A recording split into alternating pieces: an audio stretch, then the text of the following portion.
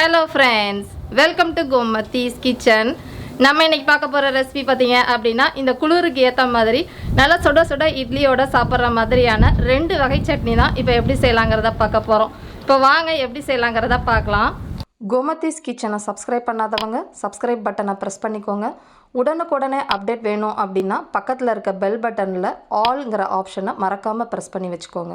இப்போ முதல்ல வேர்க்கடலை சட்னி செய்கிறதுக்கு ஒரு பேனில் 1 டீஸ்பூன் எண்ணெய் சேர்த்துக்கோங்க. எண்ணெய் காஞ்சதுக்கு அப்புறமா 1/2 கப் அளவுக்கு வேர்க்கடலை நான் தோல் இல்லாதது சேர்த்துருக்குறேன். தோலோடு இருக்கிறதுனா நீங்கள் வறுத்துட்டு தோலை உரிச்சிட்டு சேர்த்துக்கோங்க. இப்போ தீயை மிதமாக வச்சு இந்த வேர்க்கடலை பொன்னிறமாக செவந்து வர அளவுக்கு வறுத்துக்கலாம். இப்போ இதிலேயே ஒரு 1/4 கப் அளவுக்கு பொட்டுக்கடலை நான் வேர்க்கடலை இந்த அளவுக்கு செவந்ததுக்கு அப்புறமா தான் சேர்த்தேன். அந்த பார்ட் ஸ்கிப் ஆகிடுச்சு, நீங்கள் செவந்ததுக்கு அப்புறமா சேர்த்துக்கோங்க. இப்போ இதிலேயே இந்த சட்னிக்கு தேவையான அளவு காரத்துக்குன்னு பார்த்தீங்கன்னா பச்சை மிளகாய் காரம் நான் 5 பச்சை மிளகாய் சேர்த்துருக்குறேன். நீங்கள் காரத்துக்கு ஏற்ற மாதிரி சேர்த்துக்கோங்க. கூடவே ஒரு 3 கருவேப்பிலை இலைகள், ஒரு 4-5 புதினா இலைகளையும் சேர்த்துக்கலாம். இப்போ இதிலே பார்த்தீங்கன்னா ஒரே ஒரு பூண்டு, நல்லா பெருசாக இருக்கிற பூண்டை இந்த அளவுக்கு கட் பண்ணி வச்சுருக்கிறேன். சின்னதாக இருந்தால் 2 சேர்த்துட்டு தீயை மிதமாகவே வச்சு இது ஒரு 2 நிமிஷத்துக்கு வதக்கி விட்டுக்கோங்க. இப்போ இந்த அளவுக்கு நல்லா வதங்கி வந்ததுக்கப்புறமா சின்ன நெல்லிக்காய் அளவுக்கு புளி அதை பிச்சு போட்டு சேர்த்தோம் அப்படின்னா நல்லா வதங்கி இந்த அளவுக்கு வந்துடும். இப்போ இதை எடுத்து ஆற வச்சிடலாம். இப்போ ஆறினதுக்கப்புறமா மிக்சி ஜாரில் வறுத்த சாமான்கள்லாம் சேர்த்துக்கோங்க. சேர்த்துட்டு இந்த சட்னிக்கு தேவையான அளவு உப்புன்னு பார்த்தீங்கன்னா ஒரு 1/2 டீஸ்பூன் டேபிள் சால்ட்டு சேர்த்துருக்குறேன். கூடவே ஒரு 1/2 கப் அளவுக்கு துருவின தேங்காய், அதை ஒரு சின்ன மூடி தேங்காவை துருவிட்டு சேர்த்துக்கோங்க. இப்போ இதை கொஞ்சமாக தண்ணி ஊற்றி கரன்னு இந்த அளவுக்கு அரைச்சி எடுத்துகிட்டு வந்துடுங்க. ரொம்ப நைஸாக அரைக்கக்கூடாது. இப்போ இந்த ஸ்டேஜில் மல்லி இலைகள் அதாவது கொஞ்சமாக தான் போடணும், அதிகமாக சேர்க்கக்கூடாது. போட்டுட்டு பல்ஸில் ஒரு 4-5 தடவை விட்டீங்க அப்படின்னா நமக்கு திருன்னு அரைச்சி வரும். அந்த அளவுக்கு அரைச்சி எடுத்துகிட்டு வந்துடுங்க. இப்போ பார்த்தீங்கன்னா இந்த அளவுக்கு அரைச்சிருக்கிறேன். உங்களுக்கு கொத்தமல்லி இலை தெரியும்னு நினைக்கிறேன். தண்ணியும் உங்களுக்கு இந்த அளவுக்கு சேர்த்து போட்டு ஊற்றி அரைச்சிக்கோங்க. இப்போ இதுக்கு தாளிப்பு கொடுத்துக்கலாம். தாளிக்கிறதுக்குன்னு பார்த்தீங்கன்னா எண்ணெய் காஞ்சதுக்கப்புறமா கடுகும் உளுத்தம் பருப்பும் 1/4 டீஸ்பூன் சேர்த்து இது ரெண்டுமே நல்லா பொரிஞ்சு செவந்ததுக்கப்புறமா 2 வரமிளகாவை அதை விதைகளெல்லாம் எடுத்துட்டு அப்புறம் சேர்த்துக்கோங்க. கொஞ்சம் கருவேப்பிலை இலைகளையும் சேர்த்து எல்லாம் நல்லா செவந்ததுக்கப்புறமா நம்ம சட்னியில் எடுத்து ஊற்றிட வேண்டியதான். இப்போ நம்மளோட வேர்க்கடலை சட்னி ரெடி ஆகிடுச்சு. இப்போ அடுத்து பார்த்திங்கன்னா கார சட்னி செய்கிறதுக்கு ஒரு பேனில் 1 டீஸ்பூன் எண்ணெய் சேர்த்துருக்கிறேன். எண்ணெய் நல்லா காஞ்சதுக்கப்புறமா இந்த சட்னி நிறத்துக்காக ஒரே ஒரு காஷ்மீரி மிளகாய் சேர்த்துருக்கிறேன். இதில் காரம் இருக்காது. இப்போ சட்னியோட காரத்துக்குன்னு பார்த்தீங்கன்னா வரமிளகாய் நான் ஒரு 7 வரமிளகாய் சேர்த்துருக்கிறேன். இந்த சட்னி கொஞ்சம் காரமாக தான் செய்கிறேன், நீங்கள் காரத்துக்கு ஏற்ற மாதிரி சேர்த்துக்கோங்க.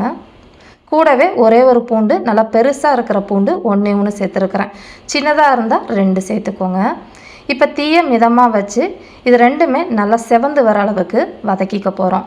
இப்போ பார்த்திங்கன்னா நம்ம போட்டிருக்கிற மிளகாய் நல்லா செவந்துருச்சு. இப்போ மிளகாயை மட்டும் நம்ம எடுத்து மாற்றிக்கலாம். இப்போ இதுலேயே நல்லா ஒரு பெரிய சைஸில் ஒரே ஒரு வெங்காயம், அந்த வெங்காயம் கட் பண்ணதுன்னு பார்த்திங்கன்னா இந்த சைஸில் 1 கப் அளவுக்கு இருக்கும், அதை இதில் சேர்த்துக்கோங்க. இப்போ இந்த வெங்காயம் நல்லா வதங்கி கண்ணாடி மாதிரி ஆகிற அளவுக்கு வதக்கிக்க போகிறோம். இது வதங்கிட்டு இருக்கப்பே ஒரு சின்ன நெல்லிக்காய் அளவுக்கு புளியை நல்லா சின்னதாக இந்த மாதிரி பொடுசாக பிச்சு போட்டுட்டு சேர்த்தோம் அப்படின்னா நல்லா வதங்கி இந்த அளவுக்கு வந்துடும்.